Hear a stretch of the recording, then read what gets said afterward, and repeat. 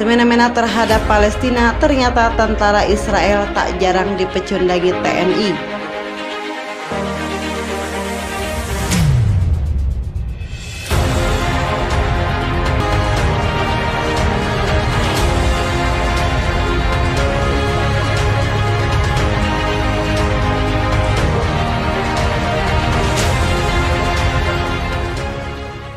Sikaplah tegak, waspada dan wibawa, prajurit komando berjiwa satria, bagi nusa, bangsa dan negara, pantang dan menyerah di medan laga.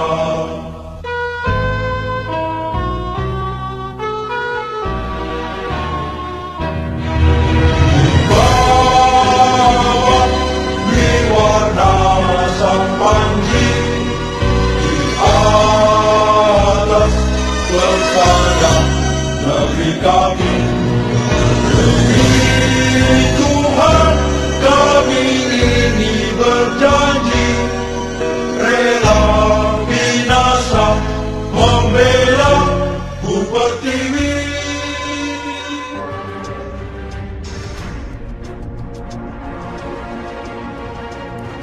Israel dalam beberapa dasawarsa berupaya mengganggu ketentraman negeri Palestina. Rancangan operasi militer digalakan untuk mencaplok tanah Palestina kali ini, sasarannya yakni tepi barat Palestina. Meski tampak sangar, gagah, dan dikenal sulit dikalahkan, namun peringkat militer Israel berada di bawah tentara Indonesia.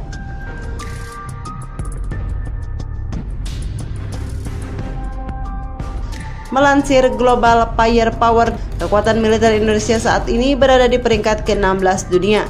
Sementara Israel duduk di urutan ke-18, 2 tingkat di bawah prajurit Indonesia. Peringkat ini diurutkan berdasarkan kekuatan militer potensial dengan menggunakan lebih dari 50 faktor individu untuk menentukan skor Power Index. Power Index menyoroti kekuatan militer, keuangan, logistik, dan geografi negara.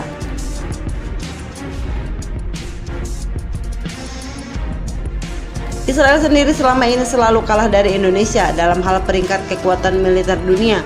Untuk diketahui, ada beberapa faktor yang membuat kekuatan militer kita lebih unggul dibandingkan Israel. Yang pertama, yakni karena Indonesia adalah negara besar dengan populasi penduduknya mencapai 260.580.739 jiwa.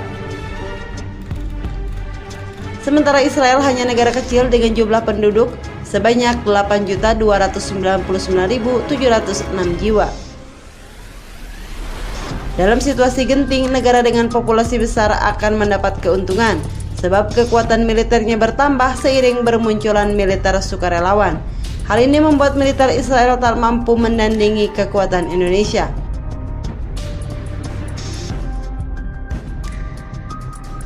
Selanjutnya, Indonesia menang dalam jumlah personel militer yang mencapai 975.750, termasuk tentara aktif dan personel cadangan. Sedangkan Israel hanya memiliki 615.000 personel militer aktif dan personel cadangan. Indonesia dengan luas wilayah daratan mencapai 1.904.569 km persegi dan luas lautan 21.579 km persegi juga dapat menguntungkan.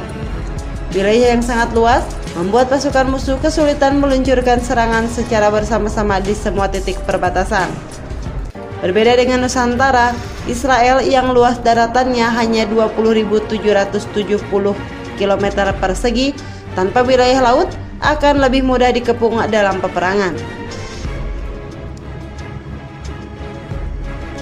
Kendati kekuatan Indonesia lebih unggul dibanding Israel, namun negeri Zionis menang dalam hal aset militer. Pasalnya, negara sekecil Israel memiliki 596 pesawat tempur, termasuk helikopter, 2.760 tank, dan 6 kapal selam. Namun Indonesia hanya memiliki 478 unit pesawat tempur militer, termasuk helikopter, dan 418 tank, serta 3 kapal selam. Kekuatan militer Indonesia juga bukan cuma embel-embel. Baru-baru ini, nama TNI disoroti dunia karena berhasil menggagalkan perang Israel dan Lebanon.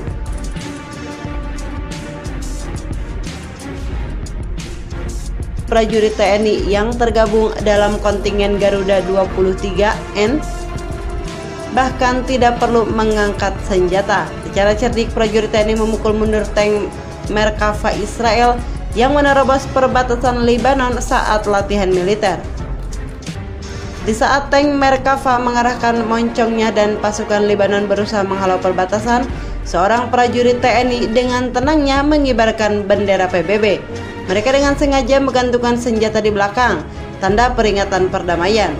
Negosiasi cerdik berjalan dan pasukan TNI berhasil meredakan ketegangan.